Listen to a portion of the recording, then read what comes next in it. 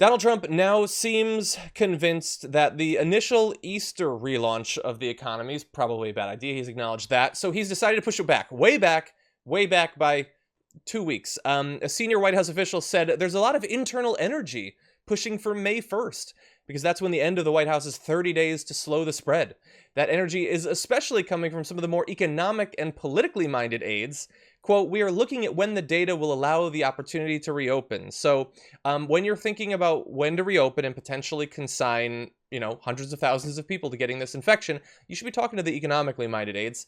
But anyway, that's what's going around the White House. So the concern is that the situation on May 1st might not be that dissimilar from right now, that our testing capacity won't be significantly different.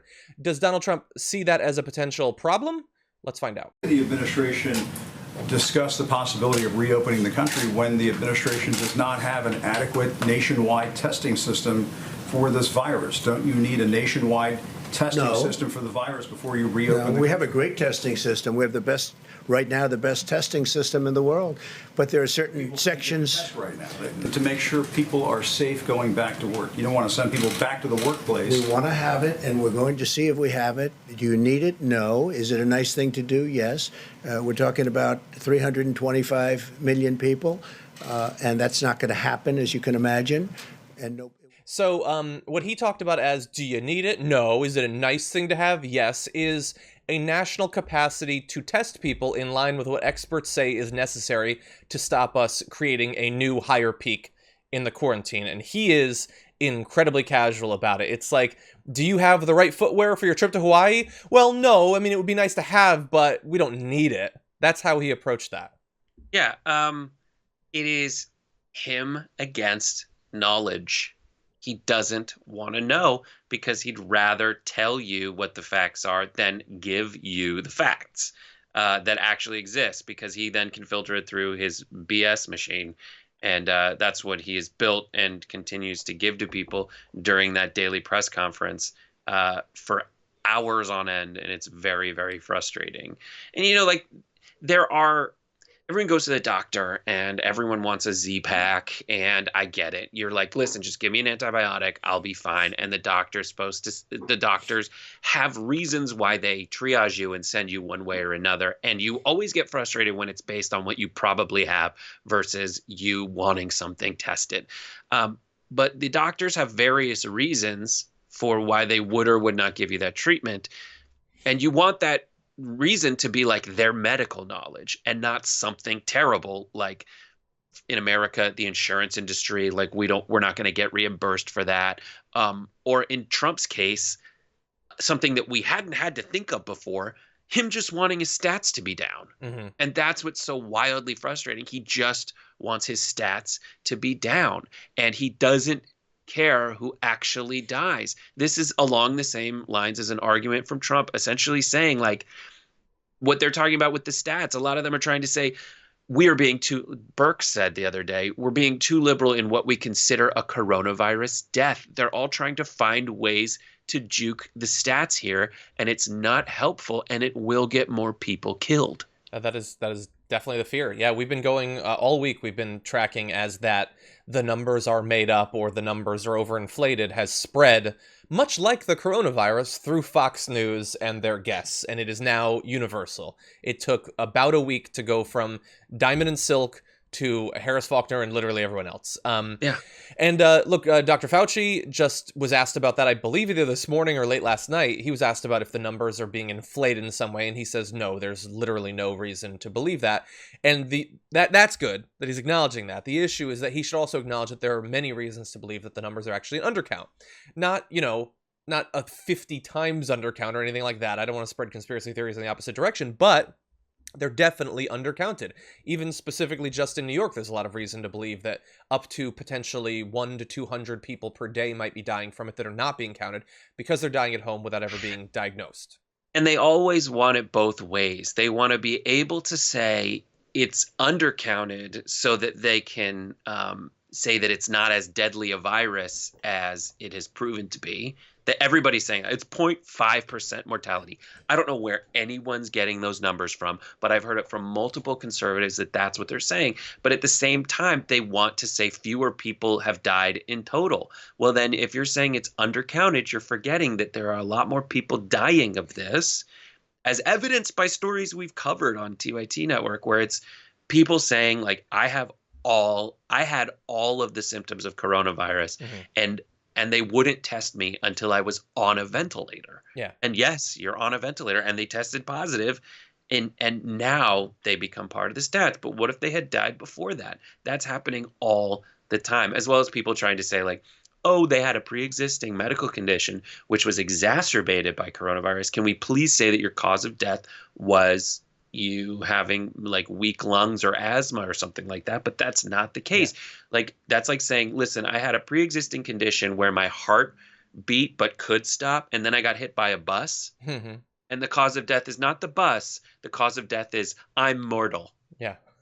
And like I said yesterday, like, we have known from the very beginning that it is more deadly for people with pre-existing conditions. That's why we need to be vigilant and take it seriously. That is not a reason to take it less seriously and ignore the numbers. That's a reason to be more on our guard.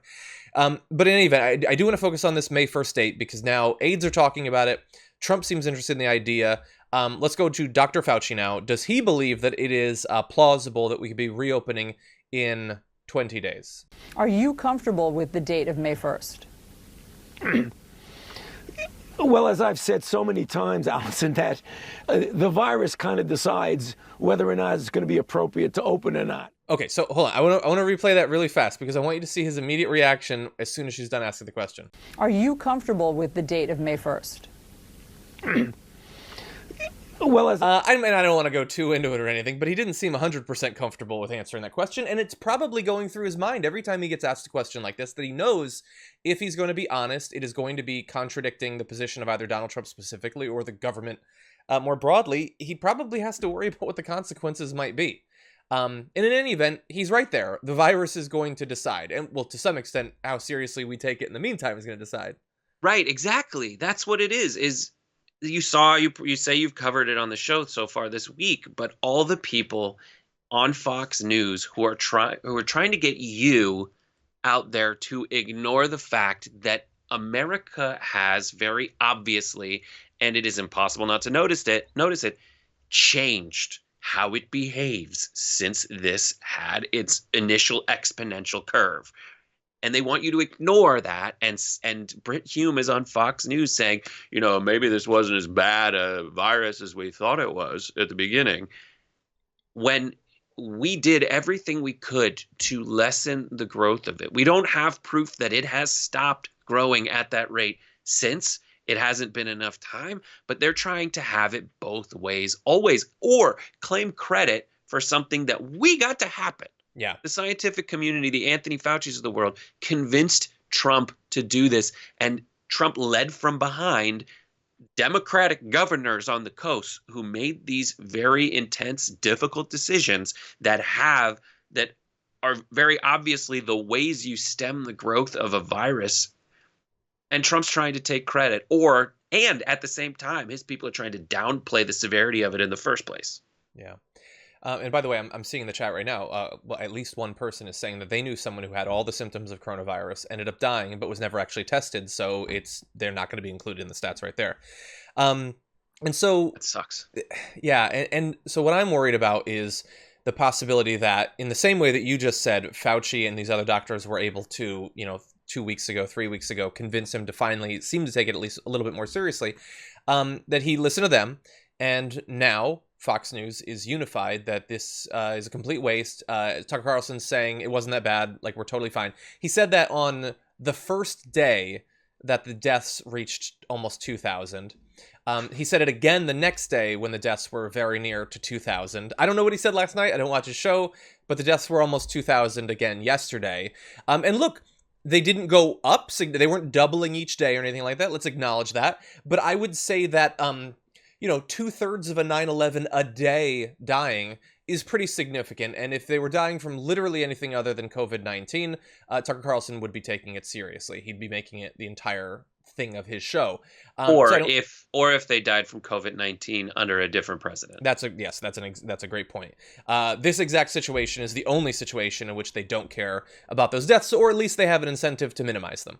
And that matters, not just because of them, but because Trump listens to them. He was interviewed by Sean Hannity recently. He said, I learned from watching your show that we're doing great with ventilators around the country. Like, that's where you learned it from Sean Hannity. He learned it from you. I mean, it's just stupidity bouncing back and forth like the dumbest pong in existence. Well, there's another way to interpret that that's equally mortifying and horrible, which is he's just trying to plug Sean Hannity's show. Maybe, yeah. And incentivize the repetition of BS, fake stats that not even the Trump administration, because Fauci's part of that, but that Trump himself has convinced enough lackeys to spread. For more political news breakdowns, interviews, stories of activism, and me trying my hardest to care about the occasional big celebrity news story, subscribe to our YouTube channel at youtube.com/The Damage Report. And you can ring the bell wherever it is so you don't miss anything.